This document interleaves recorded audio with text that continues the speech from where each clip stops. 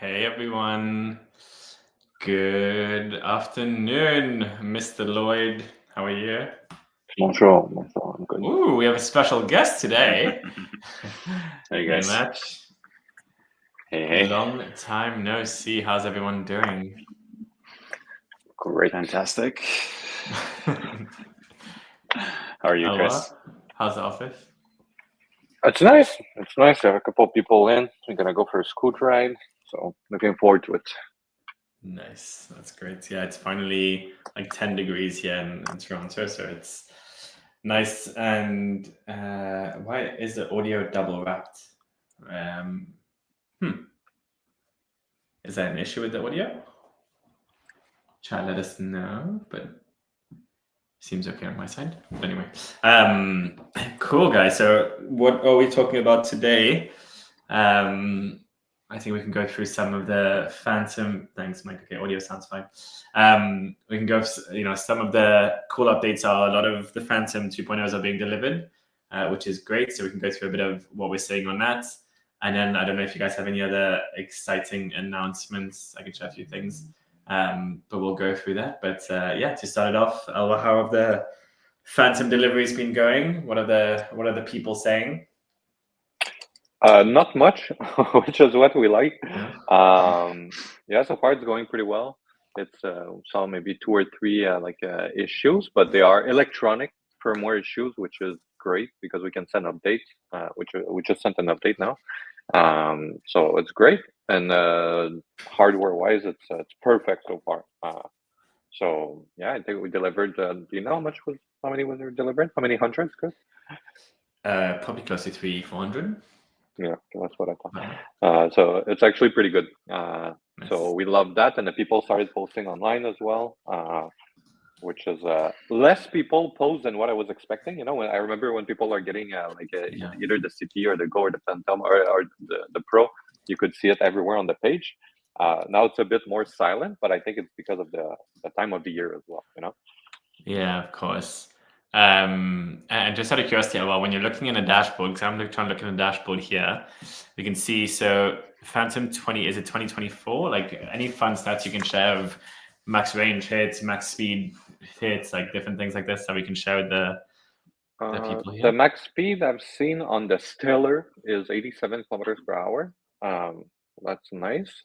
On the 50, What is that in miles because an hour? we're kilometer, Like 54 miles It's per hour. 50, yeah. Something like that. And for the 52 volts, let's see. The longest ride done so far is would be, and this is recorded, right? It's computing. One moment. Okay. So, I can actually tell you the longest distance recorded and the max speed as well. So the longest ride was 55 kilometers. So that's the longest ride recorded. And for 34 the miles. and for the max speed, max speed is always tricky because sometimes people go downhill. Like there's a guy that said he went 85 on the 52 volt. But yeah, here it seems like it's around the same thing, 85 kilometers per hour. So I would imagine that's downhill as well. Nice, that's great. Yeah, I think it's like you said, so it's a combination of winter and everything else. So hopefully we'll see in the next few weeks just a lot more photos and a lot more usage overall. That's going to be beautiful. Cool. Apart from that, the highest odometer is 1,000 kilometers so far. This probably Martin Brenner. Martin Brenner is 768. Ooh, someone's beating him. Wow. Okay, I've got to text him that. He's going to be very annoyed. Yeah, there's a guy. The guy with the most mileage actually participated in the beta of the 52 volt, and he's also doing the 60 volt. So a big fan. Nice. That's great to hear. Cool. There we go. Martin is here. Hi, Marty. He heard his name being mentioned. Being summoned. Cool, guys. So I think we'll go through a bit of updates as well, I guess, on all the department fronts. But Matt, we haven't seen you in quite a while. What's new on your side, on the marketing side? to share with everybody? Sorry for putting you on the spot here, but please. I wish I could tell you what was new on the marketing side. I wish I knew. No, it's been a pretty interesting last couple of months. I guess for anyone watching here, we got together as a team in Montreal in February for a team offsite where we basically just set out to plan what we want to do this year, and there's a lot of interesting projects that I think are going to either be massive opportunities or really big mistakes, depending on how they pan out. But one interesting avenue is obviously working on some new hardware with Alwa. So I don't know how much Alwa wants to reveal about that, but the Apollo Air is due for an update. Let's just say that much. And then kind of several other ideas that Alwa is working on that would be a little bit more tailored towards the mass markets. And then on the software and app front, I think Alwa is also pushing the team to deliver some really innovative features. So curious to see for anyone here who's in the software beta program, that's probably going to be a really fun kind of couple months ahead of you. You'll be really arguably the first in the world to be testing out that suite of features designed for e-scooters, which is quite exciting. So I know I'm speaking quite ambiguously, but I don't think we can reveal that much at this stage. So kind of as always, a lot of the advancements for the year are being driven by R&D and by the software team. And then I think on the issues and where we want to really advance in terms of some of the challenges we're facing, it's more of the operations and supply chain side of things. So a lot of you in the comments here will probably recognize that parts have not been as available as we would like them to be. So yeah, over the last few weeks, there's been a big push made to make the necessary investments and allocate resources to be in stock across all of the parts that we need to be in stock on for the summer.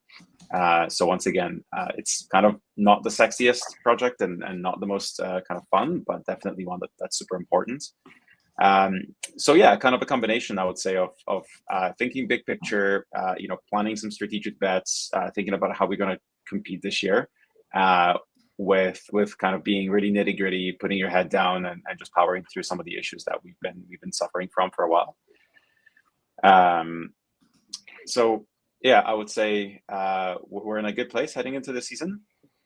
I think we always say that, and then the season always happens, and then we always reassess. But no, I think we're all feeling pretty good. And on the marketing front, one of the big kind of exciting projects that's being worked on right now is well, I guess there are several, but one is this overhaul of content. So obviously, anyone who's here watches our videos. If you have any suggestions for videos that you want to see or any type of content you'd want us to make, let us know. We are always looking for ideas, especially as the snow melts in Montreal and we have the option to start filming outside. We would want to get as much inspiration and input from you as possible. So let us know what you want us to make. Cool. Thanks for the updates. A lot of people have been asking about tariffs and stuff. Has that been stressing you out? Any updates you want to give them on a tariff conversation?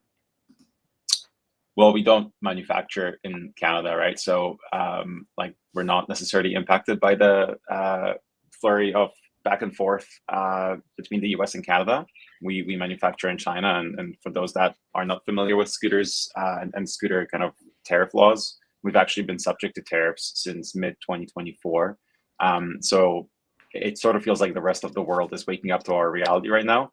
And we've been suffering from this for several months now, almost coming up on a year, which obviously sucks. And in a weird way, it's kind of nice that everybody else is now starting to see the pain that we've been experiencing, because it was really easy to sweep scooters under the rug and just say, oh, it's this little tiny category, and who cares if scooters are subject to tariffs and duties. But now that every product is subject to tariffs and duties coming from China, everyone's like, you know what, this isn't so great. So hopefully, people feel the pain and then push back on their politicians. And I would love to see the elimination of tariffs, but I don't know how realistic that is in the coming years. So all to say, business as usual for now. Lovely, thank you. And Alwa, so on your side, what's new? I know you're sharing a lot of updates internally with the team, but just for the other people, I know there's some really cool beta features on the app that you guys are testing. Do you want to share some of that with the people watching today? What's what's coming soon, and for people in the beta if they want to join? Yeah. So for the new features in the app, I think we'll wait because it still need to be to be confirmed that it works. But we're trying to make the app smarter, basically. But one feature that everybody can try in the beta testing is the Google Map. So now we integrated with Google Map. So yeah, better route suggestion. You see all the businesses as well. The search engine is better. So if you look for a business, well, often I'm like, okay, I put like the grocery store, and it was not showing up with Google Map, the previous map provider we were using before. So now with Google Map, it works well. We're also going through a redesign of the colors. It's easier to search all the repair center location now in the map as well. They're all going to show. And same thing for the Best Buy that do sell our scooters. So that's also nice. We just pushed today for the Phantom 2.0 an update that allows people to deactivate or activate Ludo mode. It seems like some people were getting it and the Ludo mode was not activated. So even clicking 3 times was not doing activating Ludo mode. So this is fixed and people can activate it or deactivate it if they want to. And the other feature is it's something we've talked about since a long time, I think May of last year. We can push for more updates and per controller and the display, and it works pretty well. So now people can do this. For now, it rolled out for mostly that you need to request it. If there's something wrong, we gotta go in the backend, allow your unit to receive the update. And for now, it's mostly for pros and Phantom 2.0, as we rolled out a lot of new features that were not supported before. And yeah, that's mostly on the software side. And there's a lot of things going on with the backend. It's going to be quicker for us when we search for things, but also for customer to load the ride, to load the leaderboard. We just revamped basically the whole method that we calculate everything. And for the hardware side, yeah, well, this week it's really we focus on supporting the 2.0, and we're starting the beta of the Stellar, like I mentioned before. So now there's maybe 20 people testing the scooters. So far it goes well. It's going well because I just heard one thing from Martin Brenner, but the rest is they haven't wrote to us, and I see that they're writing, so that's also a good sign. And yeah, we're starting to work on other scooters, but it's a little bit early. Like Maciek said, it's going to be the Apollo Air replacement first, or not even a replacement. It's going to be almost like a category of its own, and then we're going to move up the chain into our revamp plan. Cool, that's really exciting. I love how we're doing Google Maps as well. It's going to be really cool, just having a direction and location. We're going to be launching a new product at the end of the month, so people can stay tuned on the website to see what's coming. That's true. Yeah, that one's going to be a bit of a curveball, so stay tuned. Any teasers? Or are we just keeping it? No teaser. No teaser. Lovely. Love it. It's revolutionary. Cool. That's a teaser. Thanks for the updates, Alba. It's really cool. So yeah, for any of those who do want to join the beta program, please write to us as well, and we could add you to it, even on the software side, so we can get some feedback. And you get to see all the new features a bit early, even though they'll be a little bit buggy. I guess updates on the BD side and sales side. We are officially live in the Middle East, which is great. So if any of you are in the Middle East and you walk around Virgin megastores, you'll see the Apollo Go and Apollo City, which is really nice.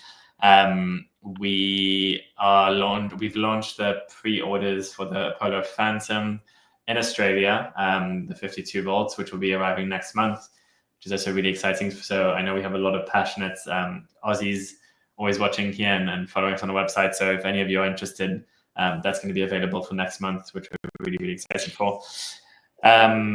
And then we launched, we've just been training a lot of the retail stores this week as well. We were in Quebec City training Tongay's stores. So if any of you are in Quebec City and looking for a scooter, the staff should know all the specs by heart, which is really cool. I think that's pretty much it on the BD side. So if you guys have any questions, let us know. Cool. Okay, so let's start running through some questions. I can see a lot of them here, which is great.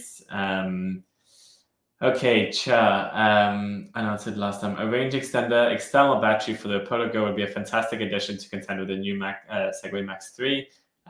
Much easier to make than a larger Super Go, if you ask me. Interesting enough, I don't know if you guys saw this, but you see a customer made an extended battery on their Poto Go on like Reddit and Facebook. Are you asking us? Yeah. Yeah. Oh, you see it? Yes. Do you know how he did it? Like, what did he do? He took a bike battery with the support and fixed it to the Go. And he made a hole for the wire. It's clean. It looks like it was made like that. So yeah, that could be interesting for sure. And how do you connect it to our battery? Like, do you need to connect it to our battery? Oh yeah. He did. He has a switch a switch between the two batteries. There's some electrical work required there. Yeah, but then the waterproofness becomes. It's pretty good. No, he did a really good job. Like I don't think waterproofness is gonna be an issue. And he went with a battery that already exists from the bike and the bracket. So even like the whole support system and everything is it's impressive. And he drilled a hole in the stem, which we would not recommend, but he did it high enough that there should not be too much pressure on it. So no, really, it's nice. I was impressed.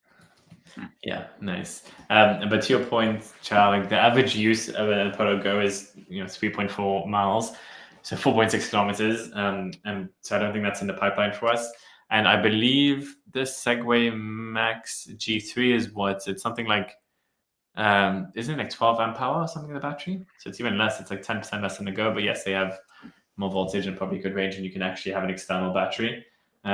Let's see how well it works with Segway, and if it works really well, we can look into it as well. But not in the books for now, unfortunately. Hey, on my scooter, it says my battery is at 102 Fahrenheit. Is that normal? Yes, that's 38 degrees Celsius. That's great. Yeah, it's completely normal. Yes. Hi everyone. Hi Mike. Hi Mana. Why is it? Oh, that's fine. We went through that. Sorry. Quick question from Mike. For the weekly surveys, I don't see a section for it on the app, and I noticed the beta version of the app is expired. Mike, I don't know if you are in the beta testing of the scooters that you want to see the questions. Maybe you can let me know. There's no, it's no longer in the app. We just keep the question for when we have the in-person calls, and that's it. So there's no question in the beta or this one, and there is an active test flight version on Apple on test flight. That's with Apple, so you can just reach out to customer service and they can send you a new link or add you to the beta list. Cool, thank you. Can you make sure the packaging is good? Can you make it easy switch out the battery? Nope. So I don't know what that is. Packaging is good on all our scooters now, and for the switch out the battery, it's pretty straightforward. We publish a video on YouTube if you want to go check what it looks like. And now we also include on the Phantom 2.0, we also included the switch in it, so you can turn off the battery before disconnecting it. So when you reconnect it with the controller, there's no sparks, which it's pretty sweet. And it comes in the middle enclosure now as well, the battery. So it looks like a product of its own inside the scooter. Cool. Hot Toddy, my 2.0 arrives Tuesday. So excited. Thanks all and have a great weekend. Thank you for your support. So excited to hear that. Okay, so regarding the Phantom 2.0, why go with a C-type front suspension over a front fork suspension? Front dual fork, sorry.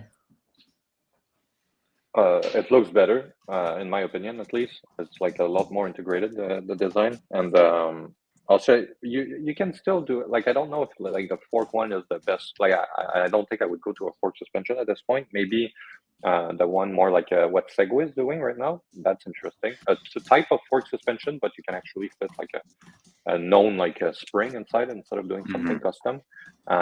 Maybe I would go for something more like this if I had to choose, but C-type is what we always been doing, and on this one it's super stable, so that's why it's a just different choice.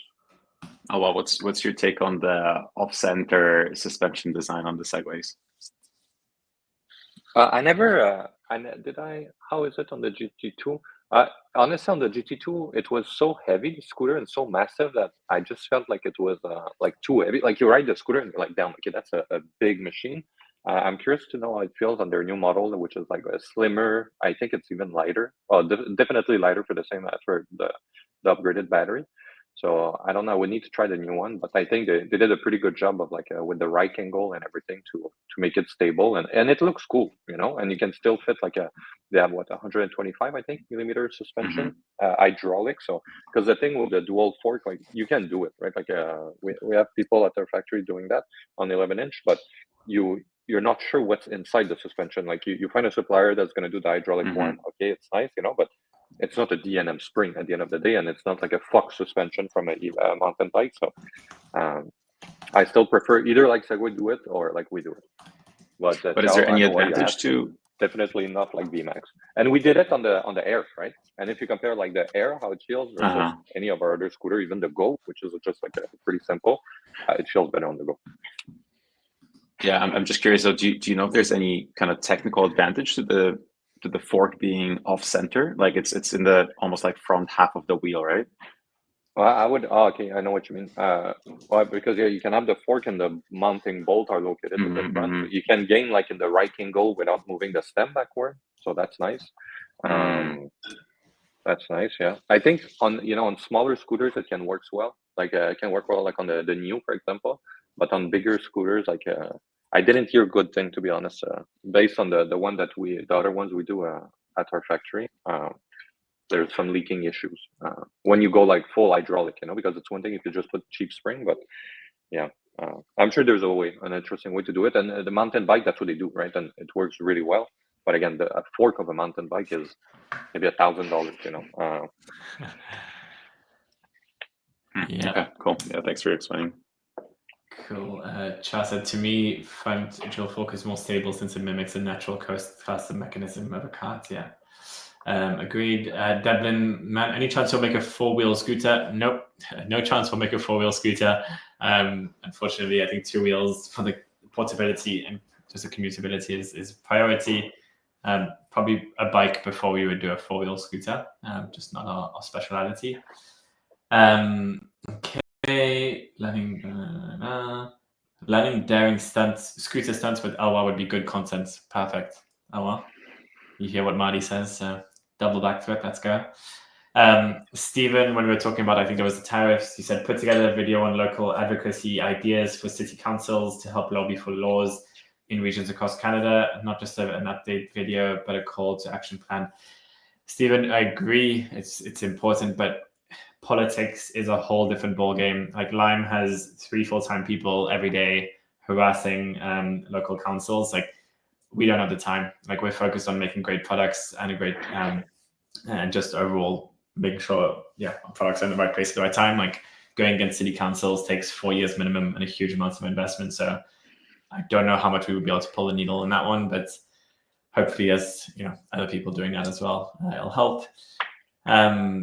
JB, can you show some of your prototypes that we can give you feedback or make your products the best? That's nice. I guess we will. When you're sharing this new product, is it still going to be open for feedback, or is it going to be, or probably, I guess now? Well, usually what we do, we have an insider group on Slack, and there's like a couple of people that we have a call, and I show them the early prototypes, and they give me feedback. I don't want to just show it like this too, because it's still for multiple reasons that wouldn't make sense. But I know that now marketing for the new one we're doing, they gotta have some focus group. So if you maybe Matt, we could have some type of form for people that would be interested in joining this. Yeah, it's a good idea. Nice. Borealis Knights, how about locks still waiting? The lock, we have them. So I'm not sure why you're still waiting. Borealis, if you can just write a message to our team, and we'll double check your orders, make sure it's been put out, because like you said, we have the locks in stock. So that's a weird one. Sorry about that.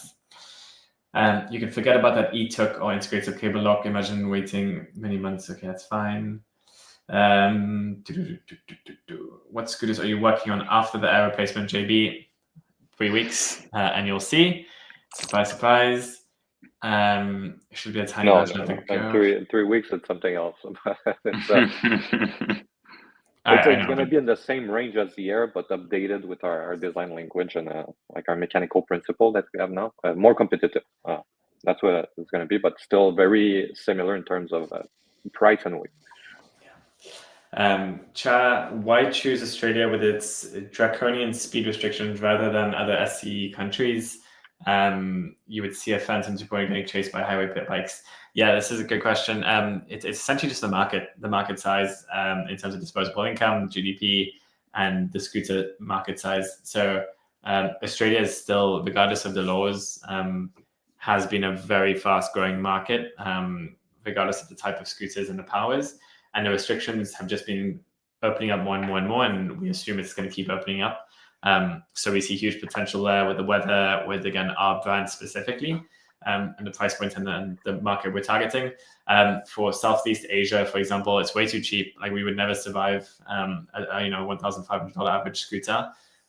We've done our research, and the average price point's like $200-300. So maybe in a few years, once that price point goes up, and then we can go into it. But again, even China, it's still illegal in many places. Singapore, it's even more legal. So a lot of the more developed countries are just not our price point market, unfortunately. So that's why Australia was a nice fit, which is great. Any plans for Europe? Europe, we're always in talks, always in conversations about everything. It's a very, very tough market.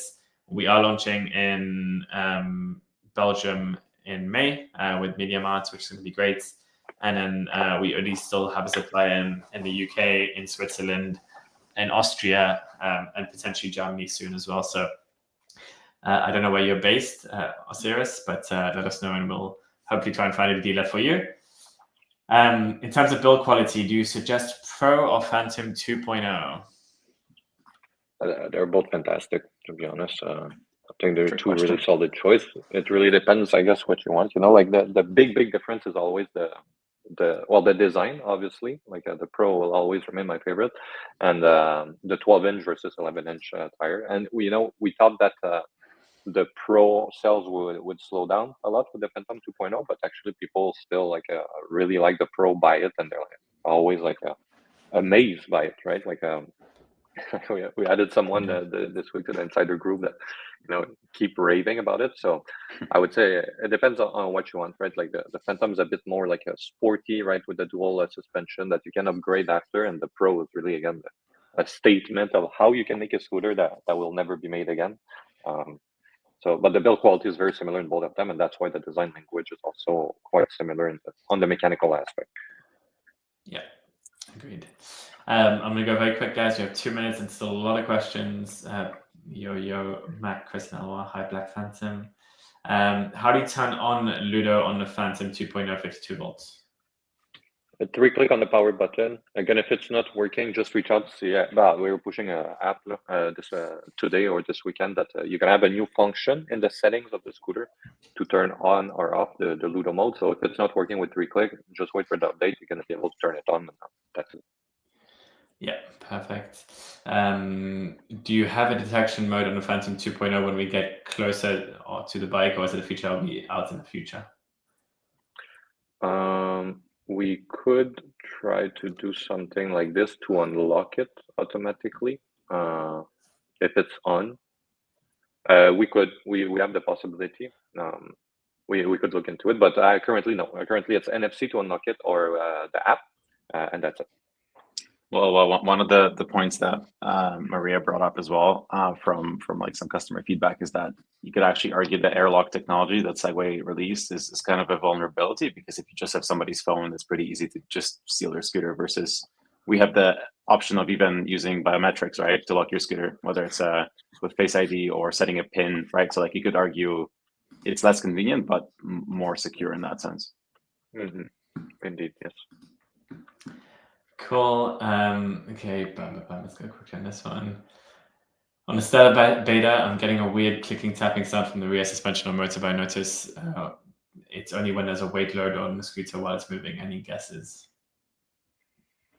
From the rear suspension or motors? Wait, I would say maybe it's a squeaky suspension. It's something I saw on the one case on the 52 volt. So I would suggest greasing this part. It's better if you reach out to support and we can send you videos and I can see what it looks like. It could be multiple things. Perfect. Okay. Stephen apparently got pot legalized, so he can do it. She can get pot legalized and get scooters legalized. Love it. What is it? Life expectancy for an Apollo 2.0? How long would it last? We put it on the rig for 10,000 kilometers, and we put it on another rig to break them. And to give you an idea, like the one that we tested before is the Segway, the G2 Max. The Segway G2 Max did 10 kilometers on this rig before it snapped. And the Phantom 2.0, we did, I think, 1,800 kilometers. And this is like torture. Like it's a complete abuse that we do to the scooter. So if this can give you an idea. But yeah, we test all of them on the standard rig and the push and pull and the throttle, everything we show on a YouTube video to represent 10,000 kilometers of lifestyle. Mm-hmm. Cool. King, any new unannounced features coming for Stella? So far, no. It's going to be really more on the software side that we're going to enhance maybe the experience with what's available in the app. But for the actual hardware, we're going to wait and see how it goes with the beta, and I'm sure we're going to get some good feedback. There's always change, and that's why now we're pushing some firmware update, because between the beta to the production to now, there was some feedback. So, but mechanically, so far, except the clicking that Mike mentioned, it seems like it's perfect. Cool. Osiris, the frames and parts on scooters here in Poland seem to be made of various cheeses. Love it. It's a comment of the day. Okay. Let's just go super quick. Black Pro in the future. No, the Pro is not carrying on in the future. Just Phantom. Congrats on the Polo Phantom 2.0, Kareem. Thank you so much. Is a spring suspension replaceable on a new Phantom 2.0? Could I install some hydraulic shock instead? If so, where can I find some? Thank you. Yes, standard size. So I think it's 125 millimeter. So there's multiple options out there with all the brands basically. So yeah, you can use a Stellar one on the regular or vice versa. You have a lot of choice compared to the previous Phantom. Beautiful. And that is it, guys. Okay, so we powered through the questions. Anything else you guys want to leave leave here before we go for the weekend, guys? No, keep an eye open for. I guess there's going to be another podcast before then. Yeah. So, yes. Keep an eye out for the next episode. Make sure you pay attention to the Facebook group to be the first to find out about the upcoming product launch in April. And if you are in Australia, head on over to the site to sign up with your email if you're interested in getting the Phantom 2.0. We're dropping a video today too about the how to use the NFC, the Apple Find My, the Quad Lock, the Ludo mode, all on the Phantom 2.0. So it's gonna drop tonight. You can go check it out on YouTube and make comments. Nice. Well, thank you so much, everyone. Thank you for all the lovely comments. You guys are congrats. This is really cute. Thank you. I really appreciate it. And if there's anything you guys want to see for next podcast, anything, please let us know. We're always here to help make this more valuable for you guys. So have a lovely weekend and see you in 2 weeks. Thanks, everyone. Take care. Bye.